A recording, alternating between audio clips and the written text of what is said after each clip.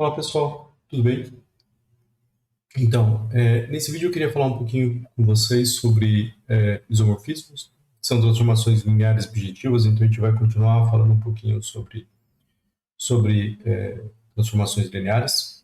Tá? Especificamente, nesse vídeo eu quero falar sobre a relação de equivalência dada pelo isomorfismo, né? Entender um pouco suas classes e no final entender como são os espaços vetoriais a menos de isomorfismo. Problema de classificação. Bem, então vamos lá, né? Você já sabe o que é o isomorfismo, né? O isomorfismo é uma transformação linear bijetiva, tá? Quando a gente tiver que dois espaços são isomorfos, nós vamos denotar esse fato por V igual com tio em cima, né? A W, V isomorfo a W. Essa notação aqui, veja, na verdade, a ordem aqui por enquanto importa, né? Porque T vem W, né? Então, V isomorfo a W.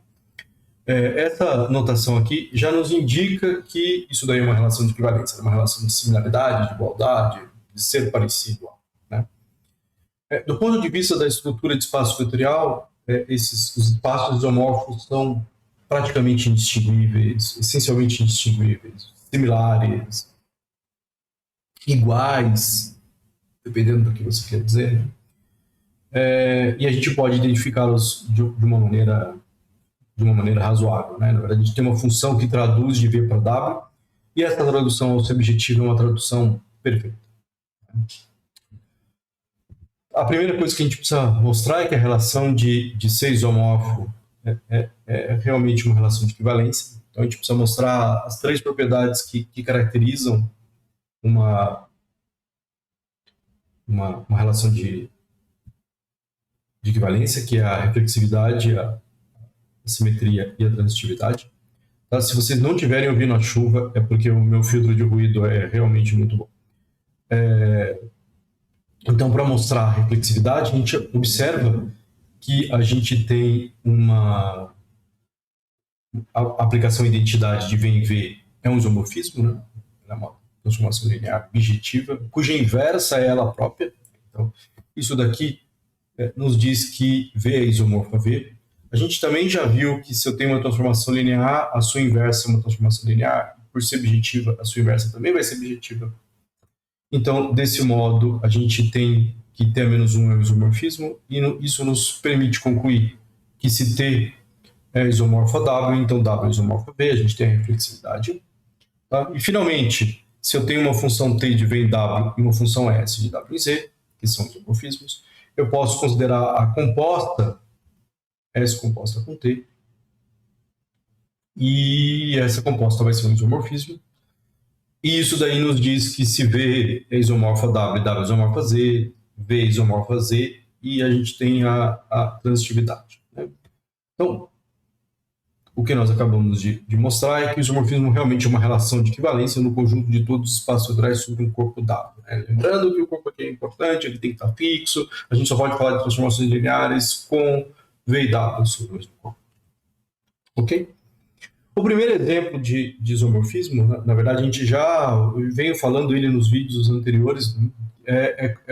É o espaço dos vetores colunas é isomorfo ao espaço dos vetores linhas, através da transposição, né, que leva a e a transposto. Né? Esse isomorfismo é importante porque disso aqui, né? Olha essa desgraça, né? Escrever vetores colunas toma muito espaço e é esteticamente feio. Então a gente quer escrever vetores linhas. Né? Mas quando a gente quer entender a operação das matrizes sobre vetores, né, isso é muito mais natural com vetores colunas. Matriz à esquerda. Então isso gera toda uma escolha horrível na vida das pessoas. A gente quer trabalhar com matriz do jeito usual, então a gente quer trabalhar com vetores colunas, mas vetores colunas são esteticamente feios. A gente quer trabalhar com vetores linhas.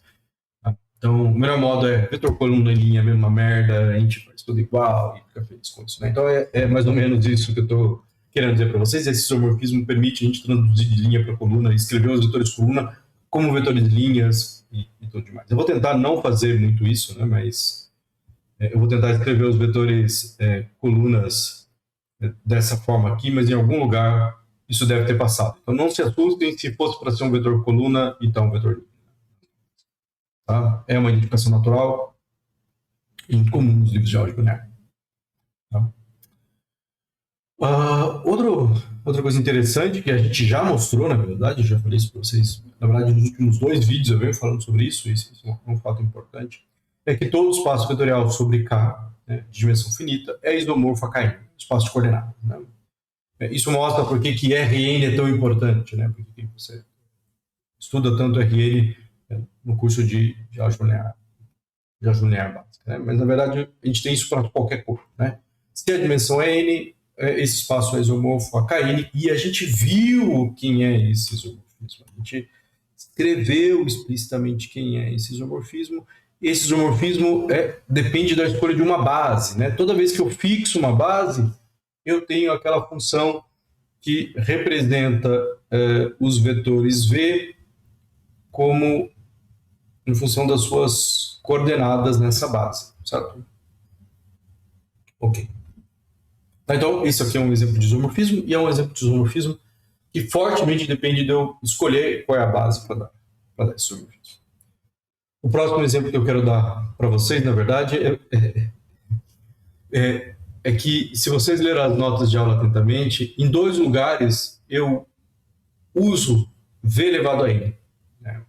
Logo no começo, quando eu estou definindo exemplos de espaços vetoriais, e depois quando eu vou definir soma direta externa, eu uso V elevado a N.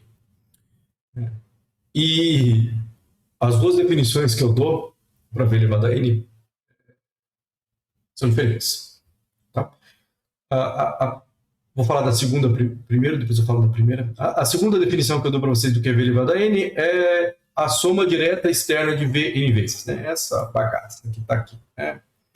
Então, isso daqui são ênuplas ordenadas de vetores em V. Bom, tipicamente o que a gente espera chamar de V elevado a N. Okay. A primeira definição que eu dei para vocês de V elevado a N era quando eu estava estudando funções de A em V, tudo bem? Funções vetoriais, funções de um conjunto dado, um espaço vetorial. Isso daí é um espaço vetorial. E no caso onde há um conjunto finito, com n elementos, 1 até n, a gente denota esse conjunto também como V elevado a n, né, em vez de colocar o A.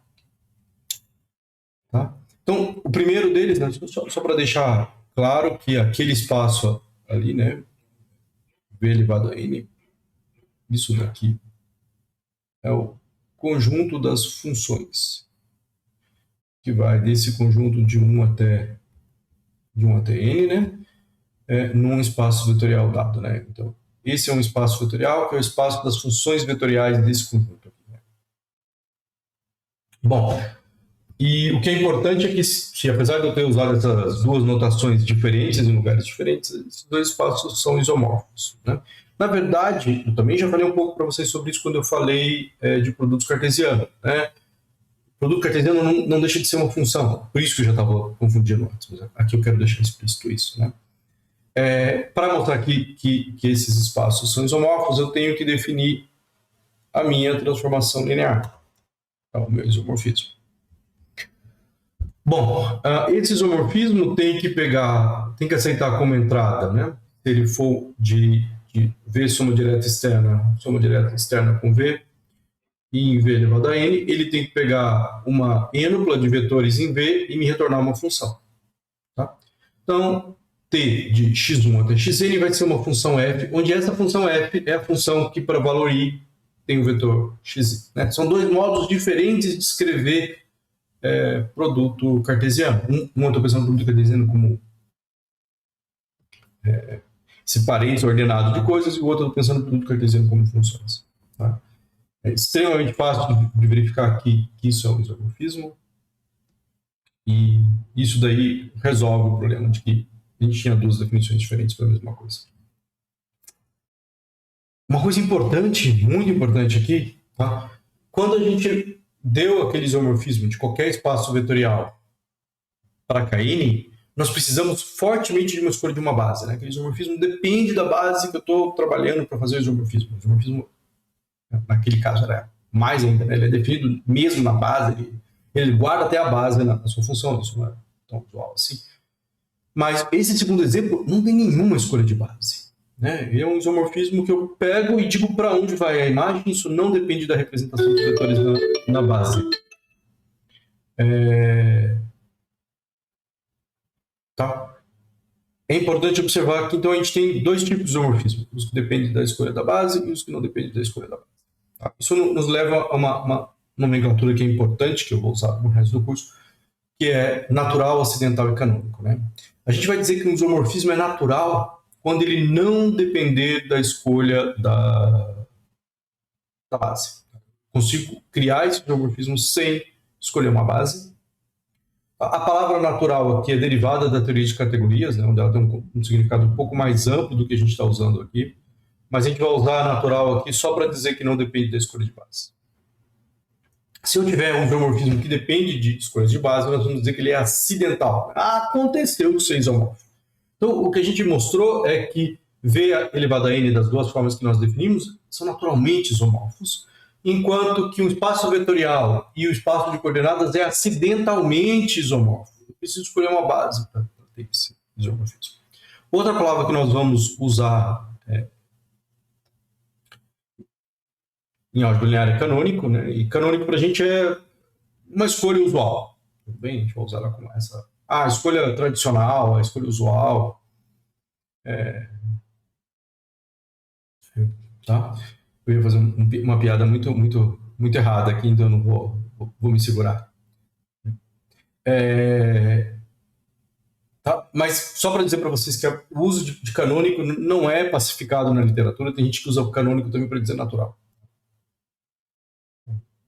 Bom, tome cuidado com a palavra canônico, eu vou tentar usar natural, nesse sentido de não depender de escolha de base, acidental no sentido de depender de escolha de base, e canônico para dizer o padrão. Tipo, a base canônica de RN, né? Todo mundo usa aquela base. Ok. Então, a partir do momento que a gente tem identificações, a gente pode usar esse símbolo aqui para representar qualquer um dos dois espaços, porque eles são naturalmente isomórficos. Ok. Bom, vamos ver um outro exemplo bonitinho de isomorfismo, que é o isomorfismo entre a sequência sobre um corpo com número finito de termos não nulo e os polinômios sobre esse corpo em uma variável.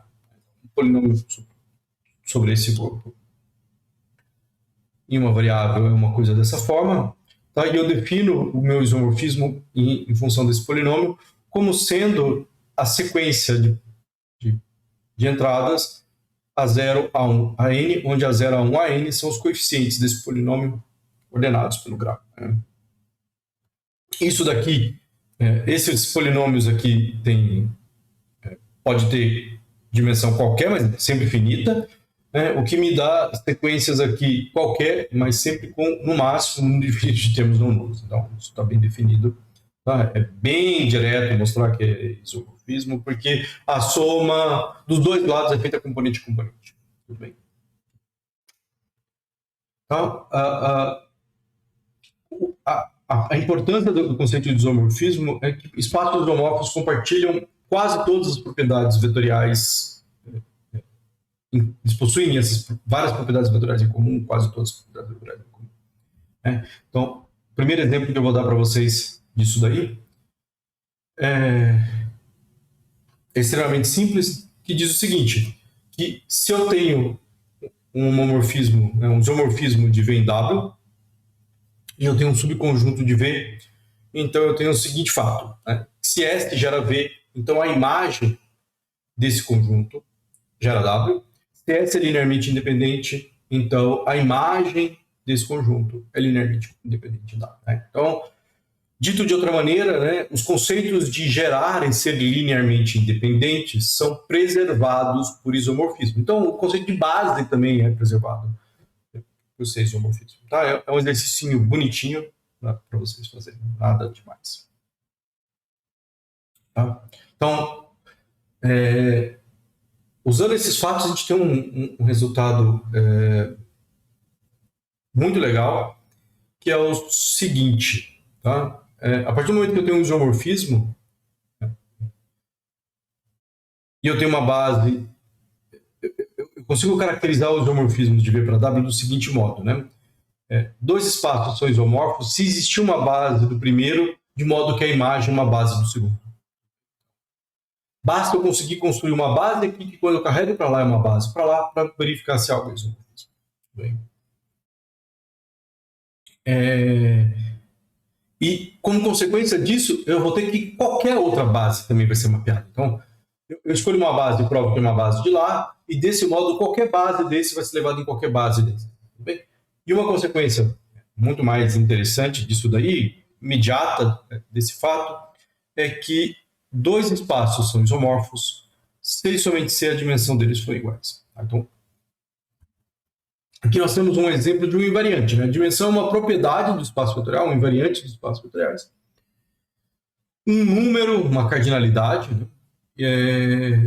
E é bastante interessante que só essa informação, né, a informação sobre a dimensão, nos permite concluir se dois espaços são isomorfos ou não. Tá? Isso não é natural, não é comum de acontecer em outros contextos. Né? Você ter um invariante tão bonitinho assim, um invariante completo, né? Ele resolve o problema, né?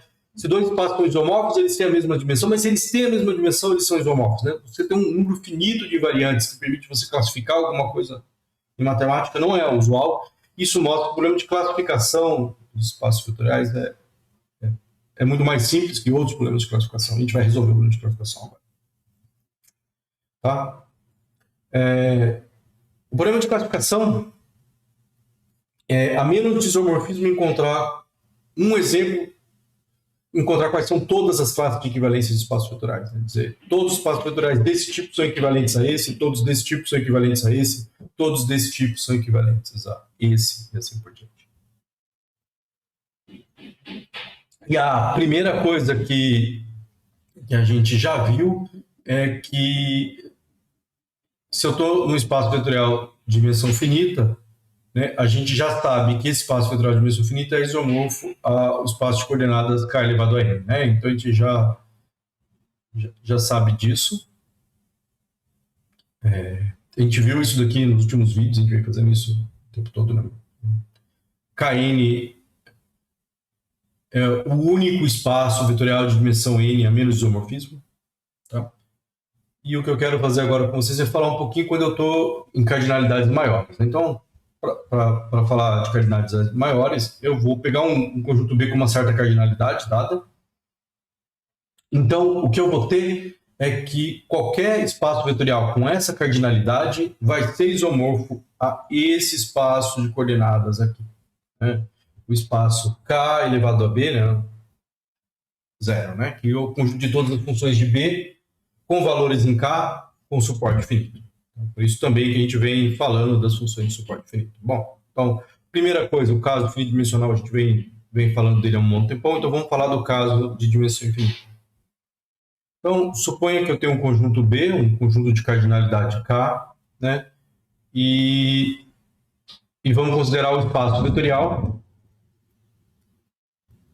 K elevado a B 0, né? Que é o espaço vetorial de todas as funções de B em K com suporte finito. Né? Tudo que eu tenho que provar é qual a cardinalidade desse espaço vetorial, porque a gente já sabe que a dimensão é um invariante suficiente para realizar a classificação. Então, o que eu preciso é simplesmente mostrar qual é a base para esse espaço vetorial. Né? E a gente já vem encontrando bases para espaços parecidos com esse, e para fazer isso daí, tudo que a gente precisa é observar que as funções delta são uma base para esse espaço vetorial. Onde as funções delta são as funções que dão 1 se x igual a b e 0 se x for diferente de b. Tá? Então, como as funções delta formam uma base para k elevado a b de 0, essa é a base canônica, não é difícil de mostrar isso daí, né? É fácil ver que eles são linearmente independentes, e para ver que gera, essencialmente, tudo que a gente precisa é observar que cada elemento de k elevado a b 0 só tem um número eles são funções com apenas um número finito de termos diferentes de zero. Né? Então, essa daí vai ser a base para esse espaço vetorial. Ok? E dessa maneira, a cardinalidade de k elevado a b0 é b. E dessa maneira nós construímos... Tem duas coisas importantes que nós fizemos aqui. A primeira coisa importante que nós fizemos aqui foi mostrar que, dada uma cardinalidade, existe um espaço vetorial com essa cardinalidade. E desse modo, como a dimensão é um invariante completo, nós conseguimos dizer que todos os espaços vetoriais com essa cardinalidade são isomorfos a esse. Então, voltando, né, no fundo, né, tudo que nós precisamos aqui, tá, é observar, bom, primeiro que k elevado a n e k elevado a n0 é a mesma coisa quando eu estou com apenas um número finito de entradas. Se é um número finito de entradas, não é uma restrição extra. Então, na verdade, o que nós provamos é que, essencialmente, todos os espaços vetoriais são dessa forma aqui. A menos isomorfismo. Tá? Então, só para a gente concluir o que a gente fez, a gente viu exemplos de espaços isomorfos, a gente viu que o isomorfismo é uma relação de equivalência, e a gente conseguiu fazer algo que não é muito comum, que é um desejo na matemática, mas que nem sempre pode ser realizado, que é exibir a classificação de alguma estrutura matemática. Nós conseguimos classificar os espaços vetoriais, a gente conseguiu dizer que a menos isomorfismo, eles são todos dessa forma. A gente conseguiu exibir um elemento dentro de cada classe de isomorfismo e tudo demais. Tá? Então, era isso que eu queria falar para vocês hoje. Fiquem bem.